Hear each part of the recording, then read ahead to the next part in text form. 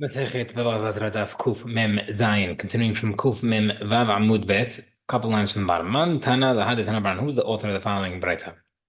Harish Ayahule Mutamita, a guy who was in bed dying. Amrulu, they asked him, Nechasech Lemi, who shall inherit your possessions if you die? Amar Len, and he told them, Damesh Yeshli Ben, I thought I had a son, Achshav Shemli Ben, but now that I don't have a son, Nechasale Ploni, my possessions should go to Reuven. Or he was in bed, and they asked Nathanael who should go to him, and he told him, "Domesh ishtim, but I thought my wife was pregnant. Actually, she ishtim, but my wife's not pregnant." Next time, the Tony, my brother doesn't to go to Reuven. I'm sure you guess what happened. What happened? Either Ben he did have a son, or his wife was pregnant, and the gift does not go through because he obviously made it dependent on the fact that he thought this did not exist.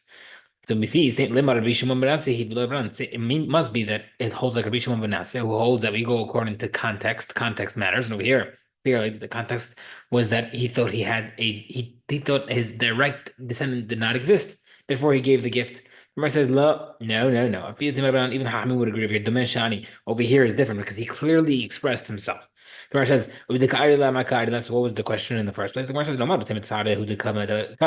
maybe we don't go by what he said with the fact, oh, I thought I had a child. Maybe he's just expressing anguish about the lack of a potential descendant. And therefore, Kamashman, they're going to teach you, no, we go according to context. This is considered context. Amar Bizera Amarav. Minayin lematrat shechim Rashi minatura. How do you know that the concept of a guy who's dying, a deathbed gift is considered miduraita that it transfers to the road? The Gemara says, "Shenemar v'havartem nachatul beto." You should transfer the estate to his daughter. Yesh lecha ha'avara acheret shehi bekizu. This type of you shall transfer teaches there's no type of transferring, which is that. Ve'ezehu, what's that? Zumat mashchim merat. The Gemara says, "Ramach different pasuk. Untem nachatul aviv." You shall give his estate to his brothers. You have another type of giving property that's different, similar, however. Be'ezel, what's that? That's the sick bed gift. The Gemara says, Rav Nachman how come Rav Nachman did not use the other pasuk of transfer? How many by the time he used that pasuk for a different pasuk, for a different teaching. Then the brother says, Rabbi Meir says, all psukim regarding inheritance or the passing of inheritance, at least, it says giving. Regarding the inheritance of a daughter, it says transfer. Why? Because a transfer of inheritance from one shevet to the next, the property of Reuven cannot go to the shevet of Shimon only through the daughter who got married. Because her son or husband can inherit her whatever she acquired from her father. Okay. Rabbi Zera Matam Elam Ram Amelatim. How come Rabbi Zera did not learn from the other pasuk of give? The Gemara says, Orched dekrahu. He says that's just the way the Torah speaks of give, and therefore you can't learn a chidut from there. Okay. Rabbi Nasha Bar Yirmiyah, a different source. Beyamim Hayam Mahala Hizkiel Amut. In those days, Hizkiyahu was dying. Beyavo Eliyav ben Yeshaya ben Amos and Rabbi Omer Eleven. Yeshaya told him, Ko Amar Hashem Tzav lebetecha ki met ata v'lo techye. Go instruct your household because you're going to die and you're not going to live. Allah Mazal Amabah. But Abba Alma, he seemingly says that you can give over your instruction to your family about inheritance, seemingly through just verbal. He's a different pasuk. Achitophel, who rebelled against David Melech, he tried to give war advice on how to defeat David Melech. He saw that his advice was not going to get carried out. He foresaw that they were going to lose, and he was afraid of retribution. Therefore, what did he do? He saw, okay, they're not listening to me. Came over. He went home to his town. He instructed his house what to do with his possessions, and he killed himself. But we see from there as well that he was able to do it via verbal. Okay, turn around. Achitova gave three instructions to his kids. Don't argue amongst yourselves. Interesting, the guy who was the king of arguing himself. And don't rebel against David's dynasty, King David dynasty, like he did and he failed. And if Shavuot falls on a day when the sky is clear, Zer'ohitim plant wheat crops that year because it'll be successful. Balul itmar. If it's cloudy, it would be a good sign up for wheat crops. When it says clear, it doesn't mean actual clear. It doesn't mean actually cloudy. Even if it's cloudy, but a northern wind is blowing, that's considered clear. Oh,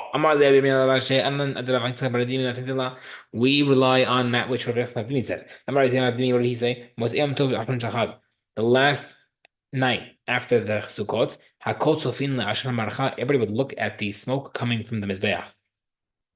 Nataka Petzafon of the smoke went towards the north. Aniyim Smechim Ubale Batim Atzevin. Poor people will be happy, while wealthy people will be upset. Because that means there'll be a lot of rain, which would cause produce to rot, and therefore people would sell it at cheap prices. And therefore, poor people will be happy, wealthy people will be upset. Nataka Bidrom went towards the south. Aniyim Atzevim Ubale Batim Smechim. Poor people will be sad, while the household people would be happy, wealthy people will be happy. Why? The rain would be a little bit, and the produce would keep well, and therefore they could charge a lot of money. Natal Kapir went towards the east, everybody's happy because it would be a balance. Went towards the west, everybody would be sad because that means it'll be a drought. Okay, and we know Bertha says the wind from the east always is good. West is always bad. Wind from the north is good for wheat as long as it already grow 33%. But it's bad for olive trees that are already blossoming. Southern wind is bad for wheat that already grew a third. And good for olive trees that are growing. So we see over here that the east and west winds, some are good, some are bad. So make up mind, is it good or bad? Tomorrow says, the way to remember is to remember that the Shulchan is in the Beit HaMikdash was on the north side, and the Menorah is on the south side to teach you. This brings its own, and that brings its own, which is what the Shulchan had bread, which is wheat, and therefore they kept that in the north, and therefore it's in the north to teach you so you can remember that the north is the bread, north is good for wheat. And the menorah in the south of the Beit HaMikdash was burnt olive oil. And therefore, you could remember it that the menorah is in the south, so southern wind is good for olives. Anyhow, so how do you answer this contradiction? Lakashia halan rahalu. It's different for people in Bavel and for people in Eretz Israel. For west wind is good for Eretz Israel, bad for Bavel, and vice versa for Bavel and Eretz Israel with eastern wind. Okay, Tanya. Abash Omer says, if the weather of Shavuot is clear, it's a good time for the whole year. The first day of Rosh Hashanah, my birthday. If that day is hot, the whole year will be hot. If that day is cold, the whole year will be cold. What difference make how what the weather will be that year? To know how the Kohen Gadol should pray on Yom Kippur and his small tefillah, what he should pray for that year, whether he should pray for more rain because it's hot or less rain because it's cold. Okay. The Rava Amar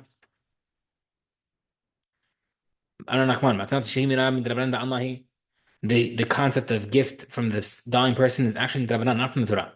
Shema titaref not the reason why we made it takana is because if this guy is dying and he thinks he's not going to have he thinks his assets are not going to be given according to the way he wants to, it's going to cause him stress and it might cause him to die early. And therefore we let him verbally dictate so he doesn't have to sign it or make kinyan just so that he's at ease. We are not hold that.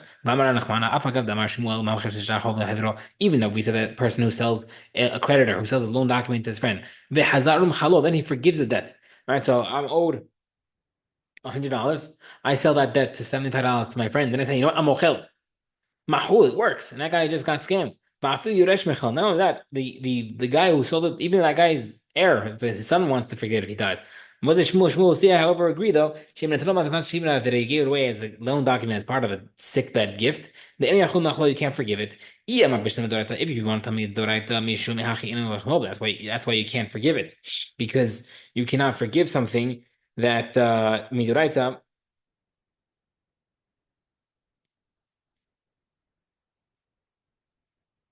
you have no power to forgive it. However, if you want to say how come we can't forgive it if you are considered the new heir?